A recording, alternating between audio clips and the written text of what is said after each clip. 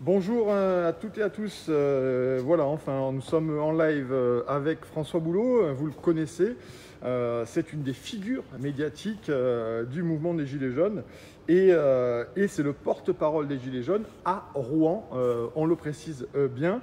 Merci beaucoup, François Boulot, d'avoir accepté notre invitation pour Putsch à moins de 24 heures de cet acte 19 qui pose beaucoup de questions de mobilisation, de sécurité. Alors, on va commencer assez rapidement. Chez Putsch, on aime bien comprendre les origines d'un mouvement comme ci et surtout des figures médiatiques telles que vous la représentez. Est-ce que vous pouvez nous parler de votre engagement? Qu'est-ce qui a fait, François Boulot, que vous êtes rentré dans le mouvement et que vous avez milité et porté les revendications? Très simplement, moi, j'avais dit que si Emmanuel Macron était élu à la présidentielle, 6 mois plus tard, la France serait dans la rue.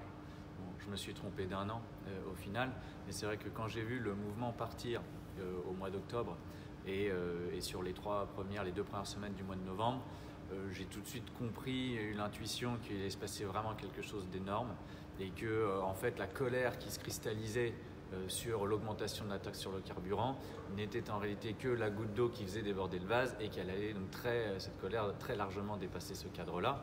Et c'est la raison pour laquelle, dès le 17 novembre 2018, je suis allé sur quelques points de blocage qu'il y avait près de chez moi. Je suis allé discuter avec les gens et j'ai compris, même s'ils ne pouvaient pas encore me répondre, qu'en fait les gens allaient rester et que ça ne se limiterait pas à la journée du 17 novembre 2018. J'y suis retourné dès le lendemain au rond-point de la Motte.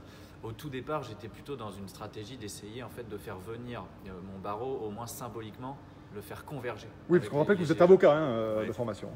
Oui, et j'avais donc essayé, la profession voulait lutter à ce moment-là contre la réforme de la justice, et j'ai essayé d'expliquer à mes confrères que ce pouvoir exécutif n'entendrait rien, qu'on n'obtiendrait rien dans la négociation, et que le